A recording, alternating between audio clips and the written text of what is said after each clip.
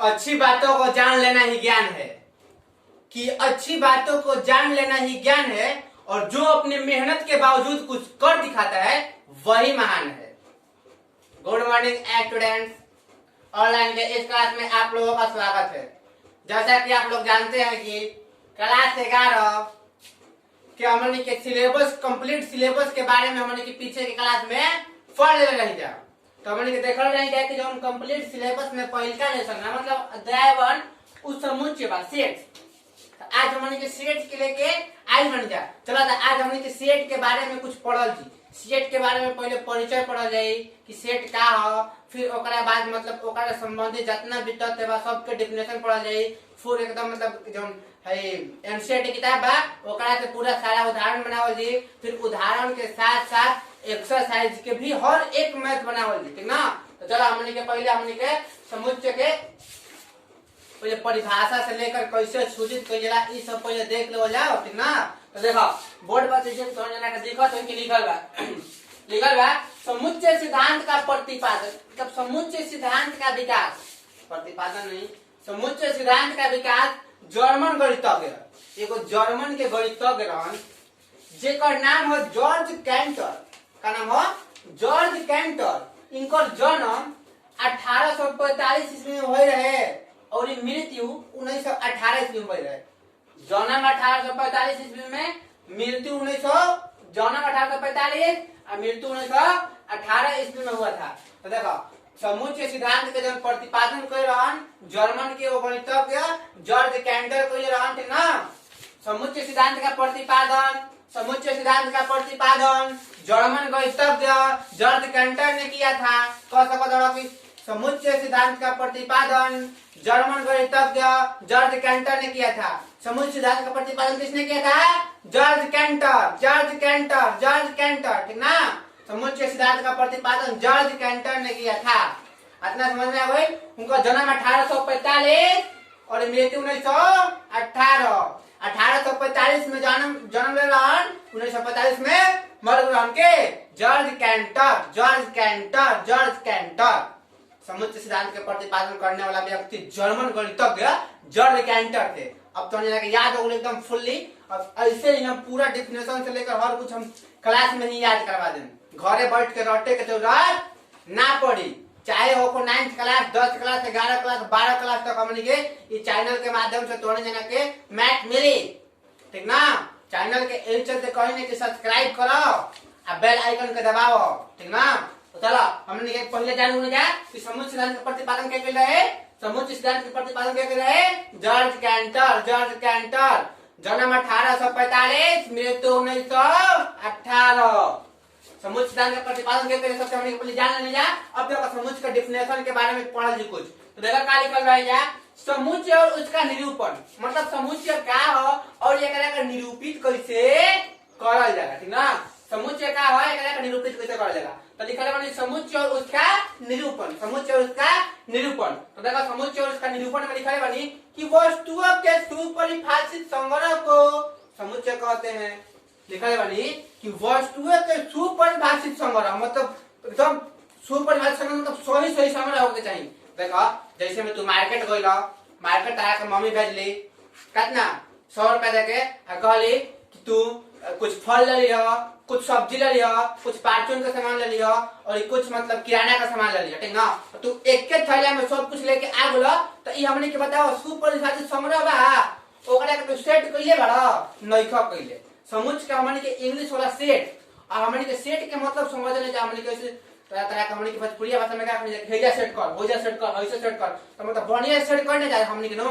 तो उहे जब तू 5 गो सामान ले लो, सब्जी, फल, किराना, परचून आदि के सब ले लो, हमने के एक के थैला में रख ले बड़ा। तो ओकरा के समुच्चय ना कहली, काहे कि उ सुपरिभाषित संग्रह होल ही नहीं के हो।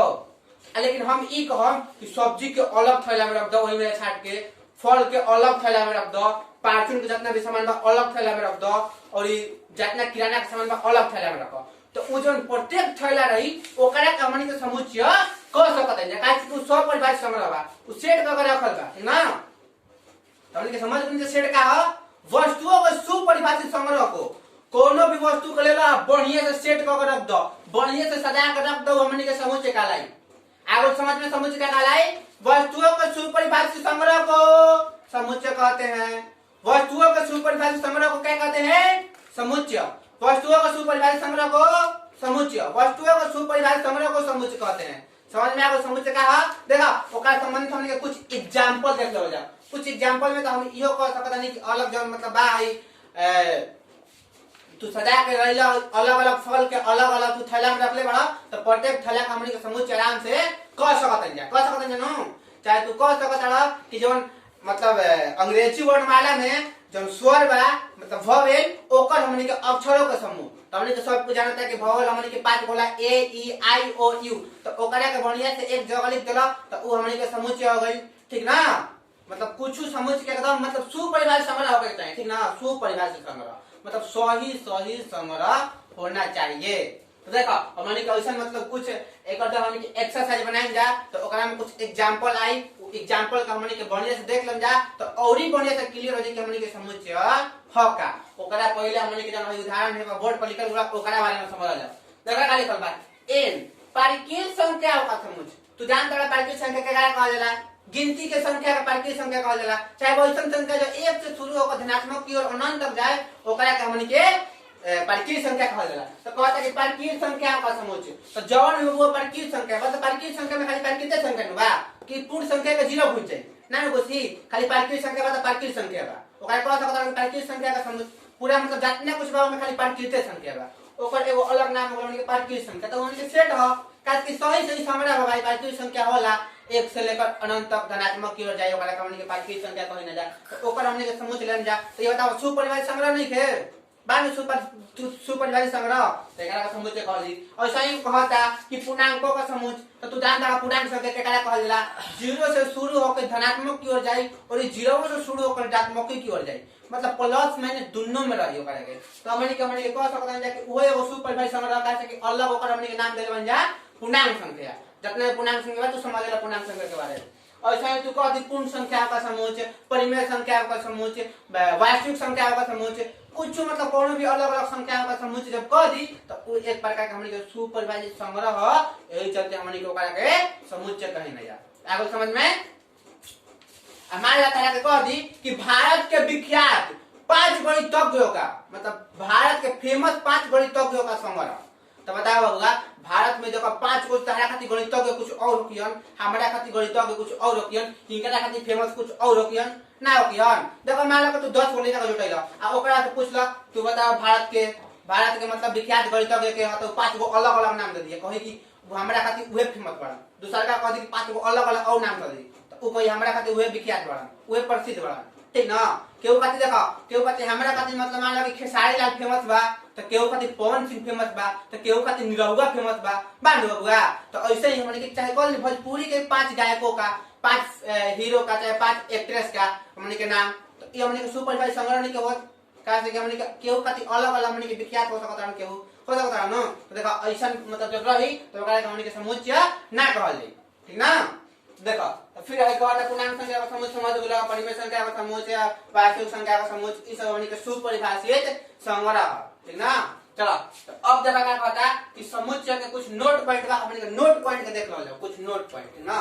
नोट पॉइंट का बा हमनी के पढ़ जाओ। देखो कहता है समुच्चय के लिए वस्तुएं अवयव हैं। समुच्चय के लिए वस्तुएं अवयव है। मान लो कहनी हम कि जैसे मैं की कहनी कि अंग्रेजी वर्णमाला के जो स्वर बा ओकर अक्षरों का समूह। तो हमनी के अंग्रेजी वर्णमाला का मतलब ओकर भावेल कहल जाला। हम देखा भी बराबर हम जैसे में लिख देली का ए ई आई ओ यू। तो जो हमनी के बबुआ हमें ठीक है कोष्ठ के अंदर बा मतलब हई सब हमनी के वस्तु हनु ये सब वस्तु हनु कहनी के अक्षरों का समूह। तो अक्षर एक प्रकार के माला की वस्तु कहबा कि सुपरिभाषित वस्तु का समूह कहने जाना हमनी के। तो मान लेगा कि अक्षर हो चाहे वस्तु हो तो ये अक्षरवा के प्रत्येकवन के सबनी के हमनी के अवयव कहल। ए उठैला कहला अवयव, ई उठैला कहला अवयव, आई उठैला कहला अवयव मतलब एकरा अंदर जितना प्रयोग है अवयव कहल। जरा लिखल बा कि समुच्चय के लिए एगो समुच्चय एकरा खातिर वस्तु है मतलब जितना एकरा अंदर बात सब का हो अवयव हो ना अवयव। ये बात कहता कि समुच्चय के लिए वस्तुएं अवयव है। तो लिख के समुच्चय के लिए वस्तुएं क्या है अवयव है। समुच्चय के लिए वस्तुएं अवयव है। चला और दूसरा का हमने का नोट 15 किलो का कहता है समुच्चय को प्राय अंग्रेजी वर्णमाला के बड़े अक्षरों में निरूपित किया जाता है। समुच्चय को हमने के अंग्रेजी वर्णमाला के बड़का अक्षर में मतलब बड़का ए, बड़का बी, बड़का सी, बड़का भी कुछ से सूचित कर देता समुच्चय है ना। देखो मान लो कि जब हम भी कहनी है कि भी एक प्रकार का समुच्चय है। जब हम लिखनी भी मतलब वॉवेल के पूरा अक्षरों का समुच्चय, तो देखो समुच्चय में ऐसे लिखले बानी हमने के अवयव के रूप में है लिखले बानी। ऐसे कहनी कि भी एक प्रकार का है समुच्चय है। तो देखो भी हमने के लिखले बानी बड़का और जौन भी अगर अक्षर बा मतलब जितना भी हमने के अगर वस्तुएं बा जितना भी अगर हमने के अक्षर बा ओकरा हमने के छोटका अक्षर लिखले बानी। तो लेकिन जो समुच्चय रहेला मतलब बड़ी जो रही ओकरा हमने का सूचित कर दी बड़का अक्षर से, बड़का अक्षर से समुच्चय के अर्थ होने के बड़का अक्षर सूचित कर जरा। लेकिन ई बबुआ कोनो जरूरी नहीं कि किताब में लिखल बा वैसे ए चलते हम बोर्ड पर लिख दे माने समुच्चय को बड़का अक्षर से सूचित कर जरा। लेकिन ई कोनो जरूरी नहीं कि समुच्चय के तू बड़का अक्षर से ही सूचित करबा, ठीक ना। मतलब बड़का अक्षर से सूचित करबा बात सही बा, ठीक बा, बड़का अक्षर से एका सूचित करबा। लेकिन देखो अगला बोला तनी बड़का अक्षर से ही सूचित करबा, ठीक है। तो देखो और क्या बात नीचे लिखा है कि समुच्चय के लिए अवयवों के अक्षरों को मतलब अंग्रेजी वर्णमाला के छोटे अक्षरों द्वारा निरूपित किया जाता है। जब लिखा बा कि समुच्चय के अवयवों को अंग्रेजी वर्णमाला के छोटे अक्षरों द्वारा निरूपित किया जाता है।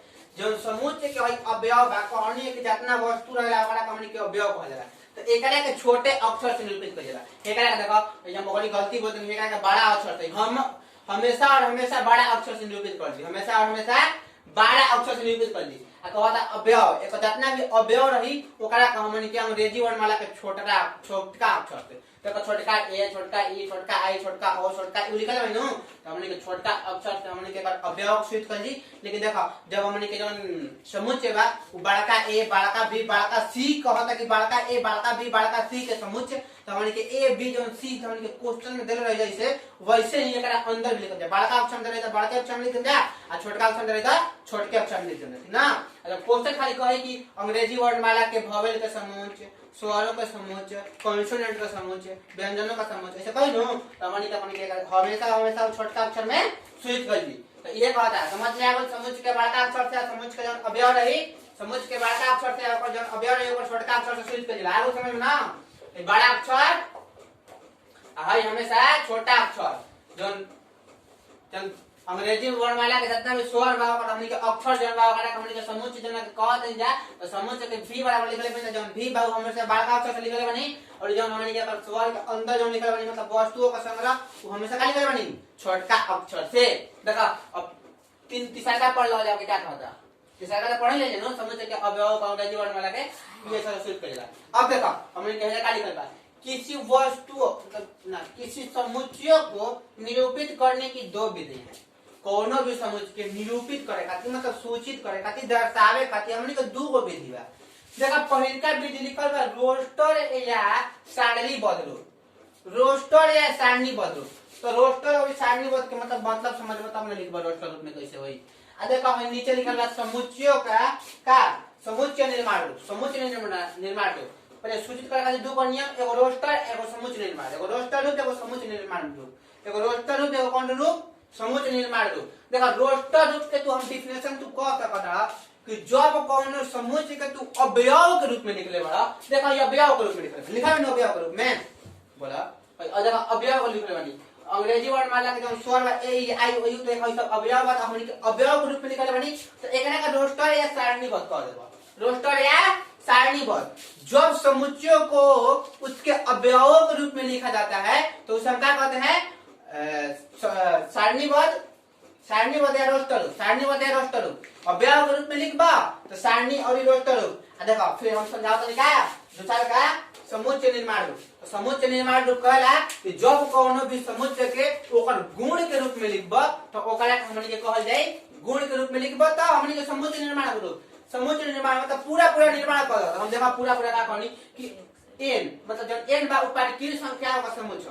तो जब पार्किल संख्या का समुच्चय बा हिंदी में बढ़िया से लिख देनी तो जब हिंदी में लिखल लो कि मतलब पूरा निर्माण कर कि पार्किल संख्या करू। देखा पार्किल संख्या का हम ना लिख के कितना लिख सकत नहीं। देखा n सच दैट कितना लिख सकत नहीं कोष्ठ में लिख सकते हैं n बराबर 1 2 3 4 ... एकरा हमनी के प्राकृतिक संख्या समझ के 1 2 3 4 डॉट डॉट लिख सकत रहिनु तो जब हई भइल जो हई हमनी के लिखल विधि में तो एकरा के हमनी के कह देबली रोस्टर ई शॉर्टकट में बात है रोस्टर अगर जब पूरा समुच्चय के निर्माण कर लेबा तो हमनी के समुच्चय निर्माण रूप रोस्टर रूप है समुच्चय निर्माण रूप है रोस्टर रूप है समुच्चय निर्माण रूप अवयव के रूप में लिखल बात रोस्टर रूप है आई पूरा एकर गुण के रूप में लिखल बात हमनी के का होई समुच्चय निर्माण रूप गुण समझ में आवत न एकर गुण देखा का के प्राकृतिक संख्या आता प्राकृतिक संख्या के रूप में लिखल बा लिख जाए हिंदी में प्राकृतिक संख्या का समुच्चय क्या बोल समुच्चय निर्माण रूप आज तो अवयव के रूप में देते हैं 1 2 3 मतलब काम की 1 2 3 डॉट डॉट डॉट डॉट अनंत तक जाए जाए नु तो बताओ हमनी के एक एकरा हमनी के नहीं लिख सकत कि समुच्चय के हमनी के का ह कि प्राकृतिक संख्या ह प्राकृतिक संख्या लिख सकत नु तो यही चलते हमनी के जब अवयव के रूप में लिखबा तो रोस्टर रूप हो जाए आ जब कोन हमनी के ओकर गुण के रूप में लिखबा तो का हो जाए समुच्चय निर्माण रूप अवयव के रूप में लिखबा तो रोस्टर रूप आ ओकर गुण के रूप में लिखबा तो का हो जाए समुच्चय निर्माण अवयव के रूप में लिखबा तो रोस्टर अवयव के रूप में लिखबा तो रोस्टर अवयव के रूप में लिखबा कौन भी समुच्चय के उसके अवयव के रूप में लिखना क्या कहलाता है रोस्टर रूप कौन भी समुच्चय के ओकर अवयव के रूप में लिखल हमनी के रोस्टर रूप कहने का और ये कौन भी समुच्चय के ओकर गुण के जब रूप में लिखने देखा जब गुण के रूप में लिखल बा जब हई जो दो लिखल हमनी का लिखल बा ओकर हमनी के अवयव के रूप में ठीक ना तो अवयव के रूप में लिखल है रोस्टर और जब गुण के रूप में लिखल है उतना का हमनी के समुच्चय निर्माण रूप अच्छा चिंता मत करो अपना जितना बार के स्क्रीन शॉट कर लो बढ़िया से अब फिर काल हमनी के अगला वीडियो में रोस्टर रूप और समुच्चय निर्माण रूप के डेफिनेशन लिखम आ ओकरा संबंधित कुछ उदाहरण देहम काल एकरा बाद पढ़ल ठीक ना तो हमनी के हमरा साथे बना रह और ये हमनी के चैनल जोन बा कांसेप्ट साइंस क्लास है ओकरा के सब्सक्राइब करो और ये हमनी के रोज हमनी के लेके कितना 8 9 10 11 12 तक के हर मतलब चैप्टर के हर एक मैथ में ठीक ना सब कुछ बढ़िया से पढ़ाई होई खाली हमरा हमनी के बना रह और सपोर्ट करा हमनी के तबे ना हौसला बुलंद होई जब हमनी के कुछ पैसा वैसा मिल लगे सब्सक्राइबर ज्यादा हो जान तो हमनी के तारा के पढ़ाई में एकदम बहुत बढ़िया कैमरा खरीद लाइन हो पढ़ावे के तारा एकदम खाली एकदम मत हल्सन बोर्ड ना रही स्मार्ट बोर्ड आई खान सर वाला ठीक ना थैंक यू।